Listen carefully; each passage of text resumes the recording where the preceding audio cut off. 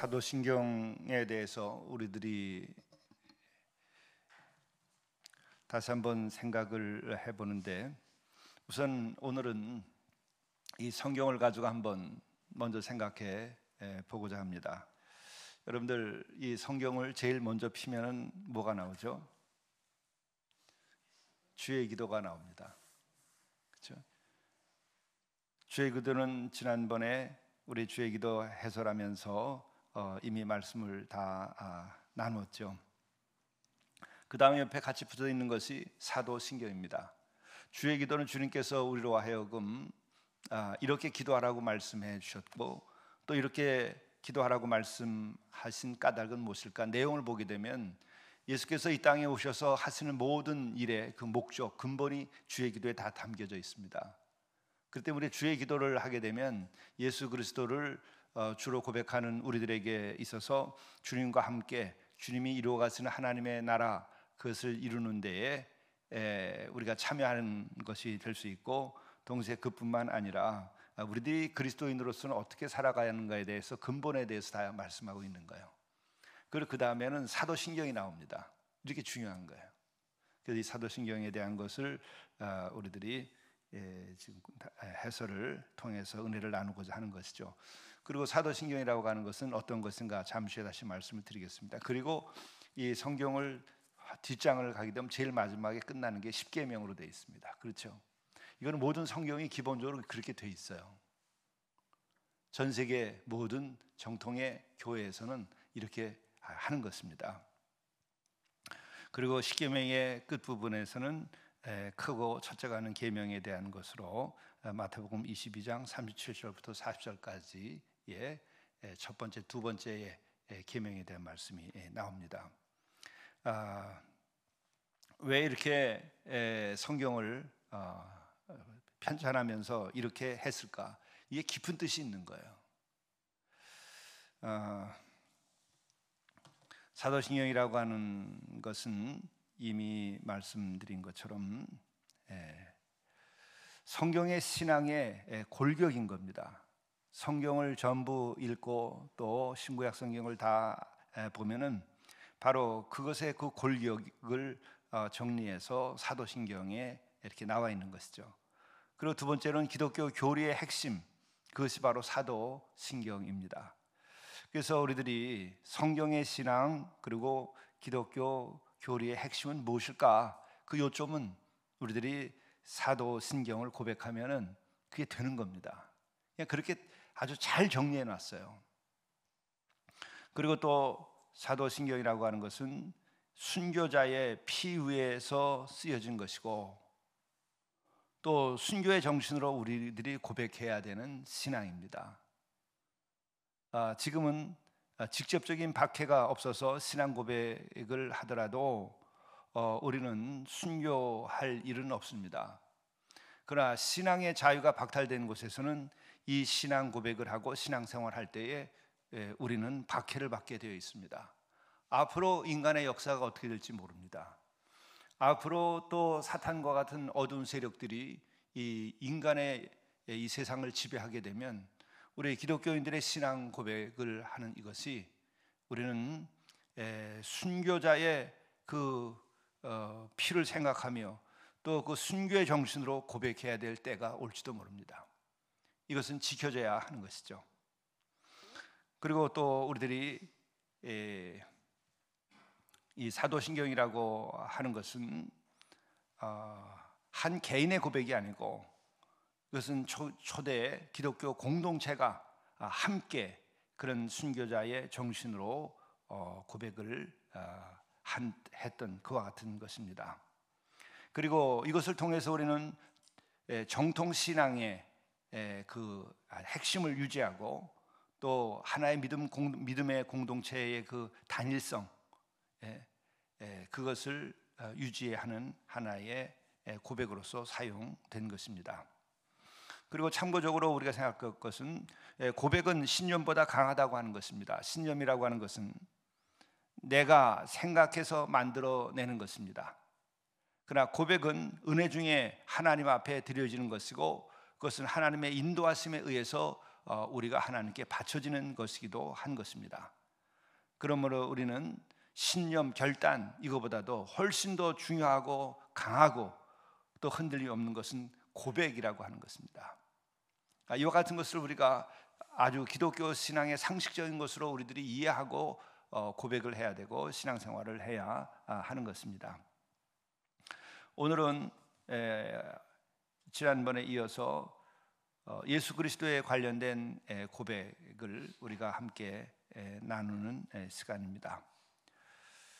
전능하사 천지를 만드신 하나님 아버지를 내가 믿사오며, 여기까지 지난번에 말씀을 나눴고, 그리고 그 외아들 우리 주 예수 그리스도를 믿사오니 이는 성령으로 잉태하사 동정녀 마리아에게 나시고 본디오 빌라도에게 고난을 받으사 십자가에 못 박혀 죽으시고 장사한 지 사흘 만에 죽은 자 가운데서 다시 살아났으며 하늘에 오르사 전능하신 하나님 우편에 앉아 계시다가 저리로서 산 자와 죽은 자를 심판하러 오시리라. 바로 예수 그리스도에 대한 신앙 고백입니다. 여기에서는 그 외아들 우리 주 예수 그리스도를 믿사오니, 바로 예수 그리스도는 누구인가? 전능하셔서 천지 만물을 만드신 그 창조주 하나님 아버지의 외아들, 하나뿐인 아들이라고 하는 말입니다. 여기서 외아들이라고 하는 것은 유일하다고 하는 뜻이면서 동시에 아들이라고 하는 것은 동등되다고 하는 것의 표현입니다. 아버지라고 하는 표현은 인격성이 거기에 들어있고 보호자라고 하는 것이 의미가 들어있는 것이죠. 인간의 세상에서 가장 인격적이면서 보호자가 되어주시는 것에 대한 표현을 가장 쉽고 우리가 일상에서 사용하는 말로 표현하자면 아버지보다 더한 것은 없습니다. 그래서 아버지, 그런 개념. 근데 이것은 본래가 언어가 만들어지기 이전부터 있었던 그 어떤 그 개념인 것이죠. 그것이 언어로 표현된 것입니다. 그리고 또한 외아들이라고 하는 것 역시도 마찬가지입니다. 아버지와 아들은 둘이면서 하나입니다. 고난도 역시 마찬가지죠. 상속이라고 하는 것은 그 아버지의 것이 그 자녀에게 혹은 아들에게 같이 있는 것이죠. 요즘에는 이제 그 사회가 많은 변화를 통해 가지고 아버지의 것이 곧 아들의 것이 아니다, 이런 식의 현대인들은 가지고 있어요, 생각이. 근데 고대인들은 그렇지 않습니다. 우리가 아브라함이 이삭을 바칩니다.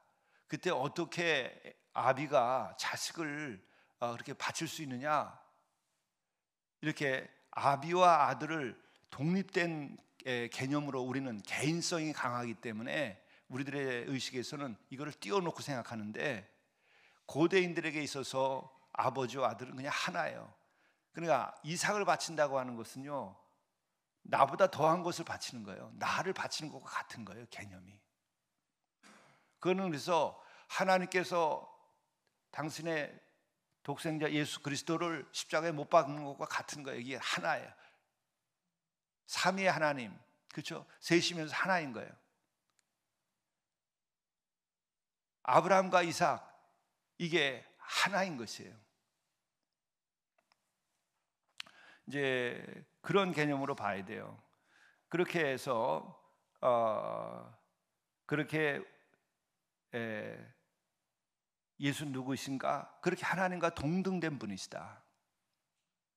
그의 권한과 그의 능력과 그의 재산과 모든 것들이 다 아들은 이게 동일한 거예요. 근데 또 요즘에는 이제 개체로 아버지와 아들을 독립된 개체로 보니까 재물을 물려줄 때도 세금을 내야 돼요. 근데 그런 것이 없어요. 아들은 그냥 다 아버지 것이, 아비의 것은 자식의 것이 되는 거예요. 근데 우리는 지금 이렇게 사회 체제가 바뀌었기 때문에 이걸 불리하게 생각하는데 아니다. 이 하나인 것이에요. 그런 의미로 우리가 이해를 하면 됩니다. 그리고 우리 주 예수 그리스도를 믿사오니, 우리 주라고 하는 것은 로드라고 하는 것이죠. 이것은 주인이라는 뜻이에요. 예수님이 나의 주인이시다는 뜻이에요. 주인이라고 고백하는 것은 그분은 나의 통치자라고 하는 뜻이고, 또 동시에 그분에게 내가 복종하겠다고 하는 헌신의 고백이에요. 당신과 나와의 사이는 어떤 것인가? 그것은 주인이십니다. 주이십니다. 나의 주이십니다. 그러니까 우리들의 생각의 주인이 되시고, 나의 어떤 주권의 주인이 되주시고, 또 나의 모든 것의 모든 것이 되시기 때문에 나는 당신의 말씀에 복종하겠고, 또 당신을 위하여 내 모든 것을 바치겠고, 나는 그렇게 헌신하며 살겠다라고 이렇게 얘기하는 것이에요. 그렇기 때문에 여기서는 예수님은 그냥 랍비의 수준이 아니에요. 주인의 수준인 거예요. 그리고 동시에 이 같은 고백이 로마의 황제 치하에서 고백되어진 그 시대의 상황은 곧 로마 황제가 나의 주인이 아니다라고 하는 의미로도 그때는 그게 사용된 거예요. 그렇게 읽힌 거예요. 그것을 목적으로 한 건 아니지만,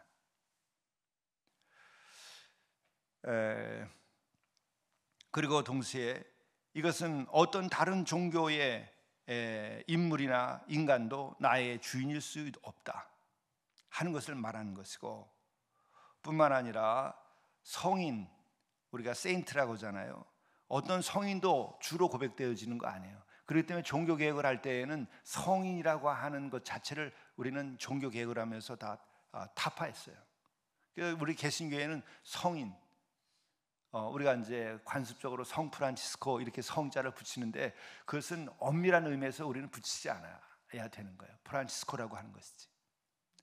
우리는 성인을 그 어느 때부턴가 숭배하기 시작했어요. 그것이 교황을 숭배하는 것들 다 이렇게 연결된 거예요. 그래서 교황도 우리는 숭배하지 않고 오직 우리의 주는 예수 그리스도이다. 교황도 예수 그리스도와 일치될 수 없다. 성인도 우리는 주가 될 수 없다. 그래서 이거 아주 명확하게 한 거예요. 종교개혁의 정신입니다. 그리고 이와 같은 것은 우리가 재물이라든지 이념이라든지 권력가라고 한다든지 심지어 어떤 국가라든지 모든 것도 우리의 주가 될 수 없는 거예요. 기독교회는 이와 같은 겁니다. 그렇게 해서 내가 예수 그리스도가 아닌 이에게 주라고 고백하는 것은 우상이 되는 거예요. 그래서 우리들은 로마 황제뿐만 아니라 우리는 신사 참배도 우리는 그런 면에서도 받아들일 수가 없는 거예요. 그래서 신사 참배하면서도 순교를 했잖아요. 그걸 거절하면서. 그러니까 이렇게 신앙 고백이라고 하는 것은 시작부터가 순교의 피 위에서 시작이 된 것이고, 또 우리의 신앙 고백을 할 때는 그 순교자의 그런 믿음으로 고백하는 거예요.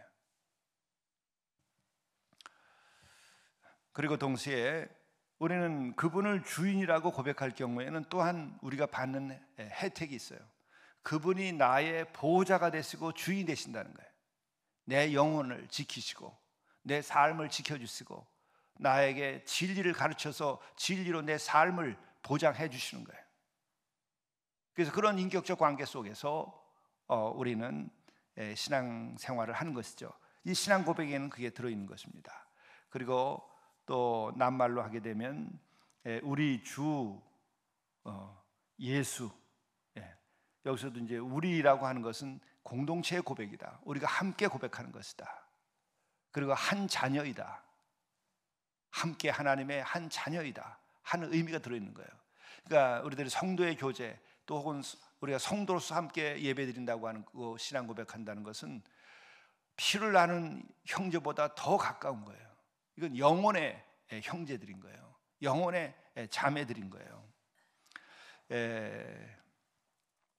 그렇기 때문에 우리는 유무상통을 하게 되는 거예요.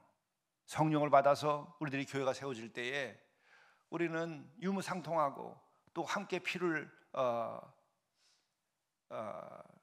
나눌 뿐만 아니라 피를 흘리면서까지도 같은 신앙 고백을 하면서 교회를 지킨 거죠. 그렇게 우리가 함께 공동체와 또 우리의 관계를 지킨 것입니다. 그리고 여기서 이제 예수라고 하는 것은 우리들이 마태복음 1장 21절에도 보게 되면은 천사의 고지할 때 이런 말씀이 나오죠. 아들을 낳으니 이름을 예수라 하라. 그렇죠? 이는 그가 자기 백성을 그들의 죄에서 구원할 자이심이라. 예수의 의미는 이런 거예요. 그래서 이름 자체도 그렇게 붙여진 것이죠. 바로 이것은 예수님의 성육신 인카네이션을 의미하는 거죠. 그 예수 그리스도는 누구인가? 하나님과 동같은 분이신데 사람의 몸을 입고 이 땅에 오셔서 자기의 백성들을 죄에서 구원할 자이시다 라는 것이 들어져 있는 거죠. 여기서 자기의 백성은 이스라엘 사람만을 얘기하는 것이 아니고 택함 받은 모든 이들을 의미하는 것이죠.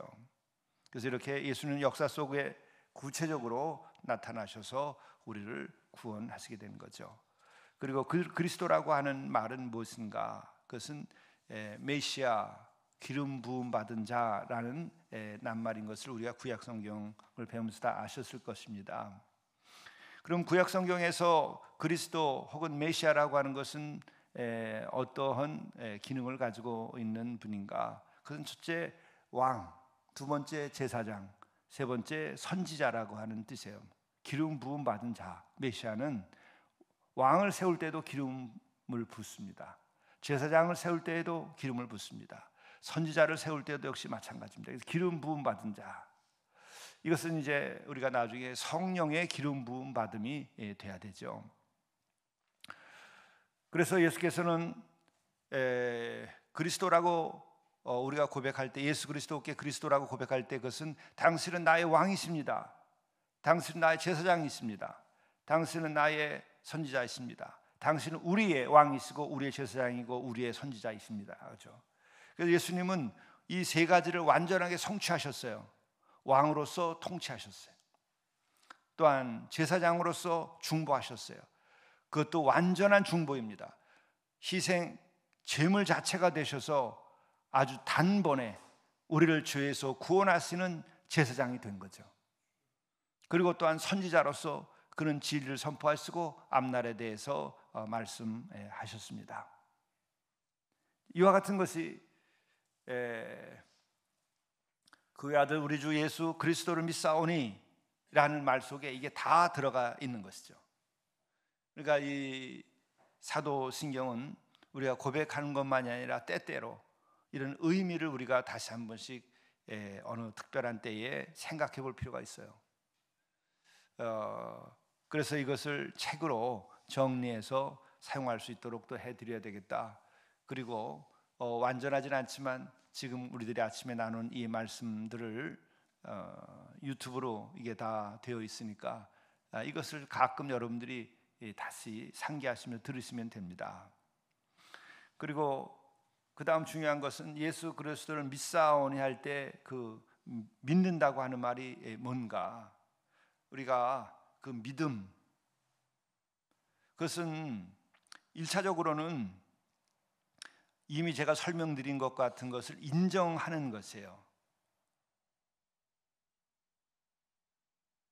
하나님의 외아들이시고 우리의 주시고 또 구원자가 되시고 또 메시아가 되신다라는 것을 인정하는데, 이것은 단순하게 인정하는 것이 아니라 믿는다고 하는 것은 말 그대로 신뢰하는 거예요.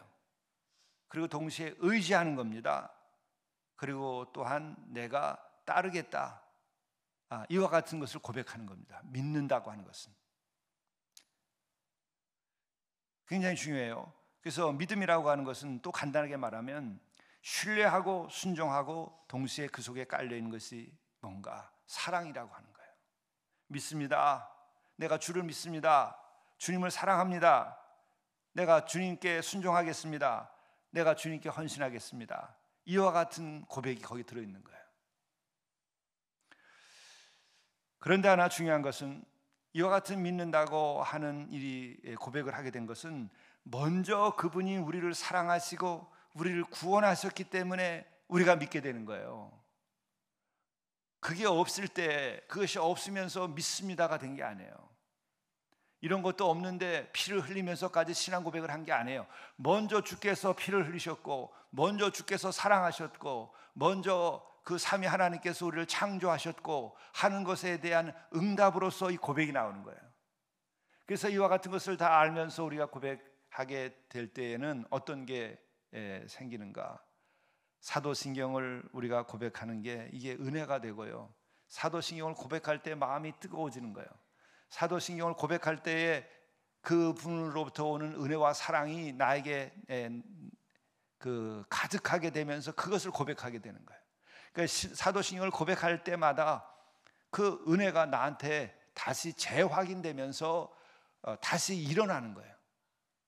그냥 억지로 외워서 예배 순서를 이렇게 떼우고 지나가는 게 아니란 말이에요. 그래서 왜 주의 기도를 들을 때 힘이 생기잖아요. 하늘에 계신 우리 아버지요, 이것만 하더라도 그 아버지의 사랑이 나에게 임하는 것을 경험을 해요. 마찬가지로 사도신경을 우리가 고백할 때에도 이미 나를 사랑하시고, 이미 나를 위하여 피를 흘리시고, 이미 나를 위하여 주인이 되어주시고 나의 구세주가 되신 것에 대한 고마움을 가지고 내가 고백하게 되기 때문에 사도신경을 고백하면서도 행복한 거예요. 마음이 뜨거워지는 거예요. 감사하게 되는 거예요. 그리고 이어서 나오는 말씀이 이는 성령으로 잉태하사 동정녀 마리아에게 나시고, 이것은 무엇일까? 예수님은 성령으로 잉태하셨다. 초자연적인 탄생을 말씀하고 있는 것인데, 거룩한 탄생을 말하는 것인데, 여기에서 있는 핵심은 뭐냐면 원죄가 없게 태어나셨다는 거죠. 원죄가 없게. 그 원죄는 아담으로부터 쭉 내려온 죄의 그 유전이 있는데, 예수께서는 원죄가 없이 태어나셨다. 그리고 동정녀 마리아에게서 태어났다 하는 것은 그런 원죄가 없음을 말씀해 주는 것이고, 동시에 이것은 이사야서 7장 14절의 말씀을 보게 되면 보라 처녀가 잉태하여 아들을 낳을 것이니, 이미 하나님께서 예고하시고 예언하신 것이 실현되었다라고 하는 것입니다. 그리고 또 구약에 있는 그런 예언의 말씀이 신약에서 성취됐다고 하는 것은 무엇을 말하는가? 초대교회에서 이단들은 신약과 구약을 이렇게 연속적으로 안 봤어요. 구약은 필요 없다, 이제는 신약만이 우리들의 하나님 말씀이다, 이렇게 했던 이단들이 있었어요. 그게 아니라고 하는 것을 또한 그 당시에는 이 고백 속에서도 그 같은 것을 반영하고 있는 겁니다. 예수님의 탄생, 우리 주의 탄생은 이미 구약에 있는 것이고, 구약과 신약은 이렇게 약속이 실현된 것이 신약의 말씀이다, 이것을 그 당시에도 분명히 한 거예요. 그러니까 이 사도신경 안에는 많은 중첩된 의미와 목적이 감춰져 있는 것이죠. 그리고 예수께서는 본디오 빌라에게 고난을 받으셔서 십자가에 못 박혀 죽으셨다고 얘기하는데, 이것은 바로 역사적 사건임을 분명하게 한 거예요. 그리고 또한 역사 속에서 그 빌라도라고 하는 로마의 그 총독이죠. 그와 같은 세상의 역사 속에서 예수께서 그 고난을 받으시고, 또 그 안에서 역사 속에서 우리를 구원하신 사건, 구원의 사건을 일으켰다. 그러니까 구원의 사건은 역사 속에서 일어난다고 하는 것이에요. 어디 골방에서, 어디 산 속에서, 그리고 어떤 초역사적인 자연 속에서 이런 것이 아닙니다.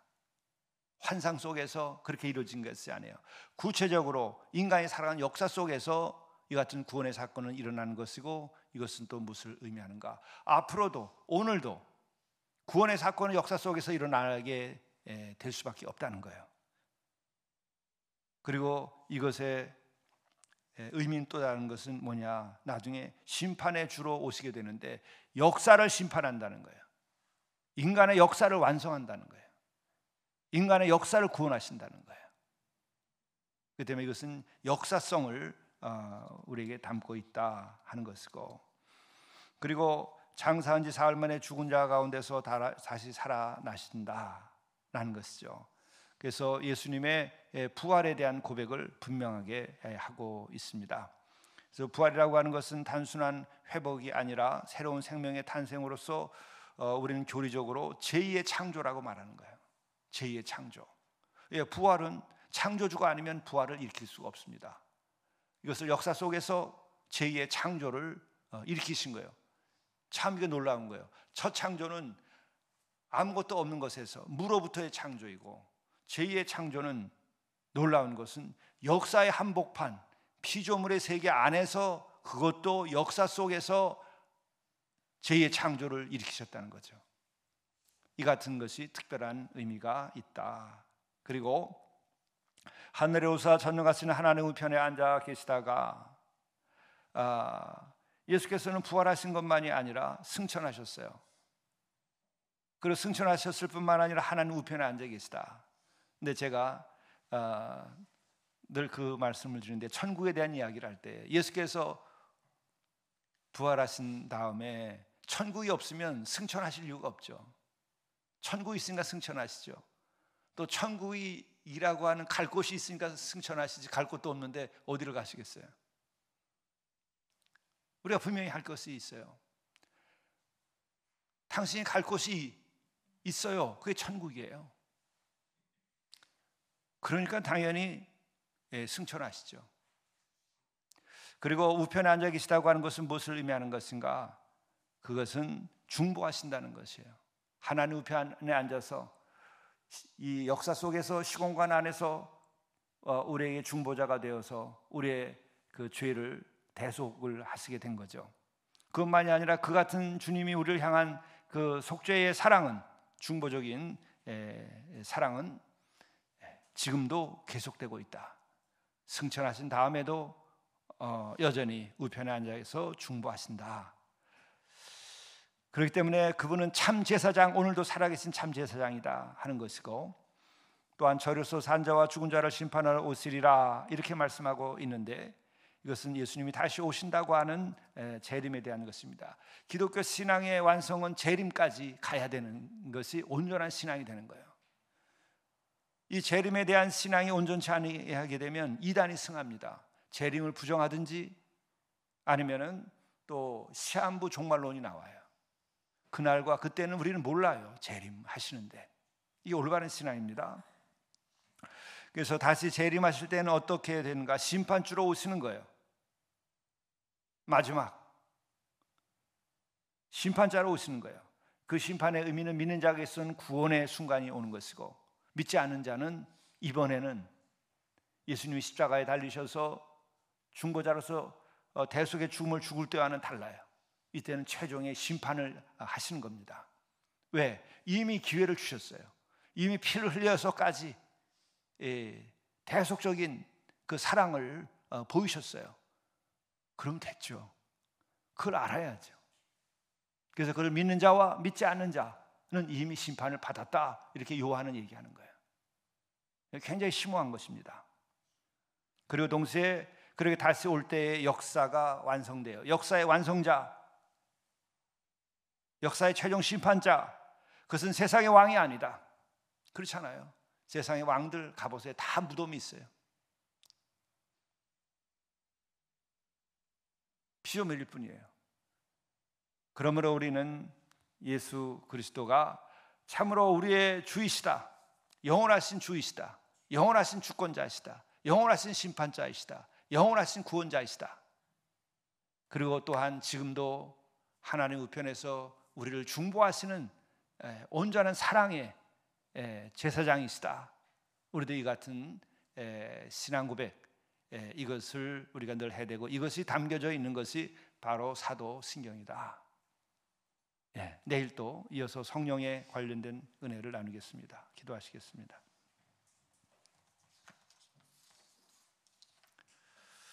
주님, 당신은 우리의 주이십니다.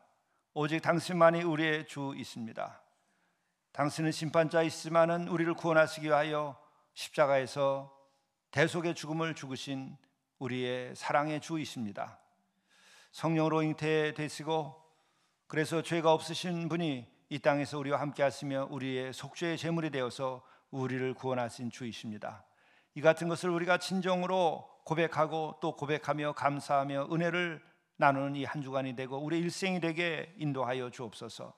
이 같은 참 믿음을 가지고 우리가 신앙 고백을 하고 우리들이 믿음으로 승리하게 도와주옵소서. 또한 주님께서 다시 오심을 우리가 믿고 주님 오실 것을 우리가 예비하는 삶을 오늘도 살아가게 인도하여 주옵소서. 우리들의 삶으로 거룩한 사한 제사를 드리며 이것으로 주님께 영광을 드릴 수 있도록 인도하여 주시옵소서. 사도신경을 고백할 때마다 주의 그 사랑의 권능이 우리에게 임하고 주님의 그 거룩하심이 임하고 또한 우리들이 진정으로 주를 더 사랑하게 하시고 주께 순종하게 하시고 또 주님께 헌신하는 삶이 신앙 고백을 드릴 때마다 있도록 도와주옵소서.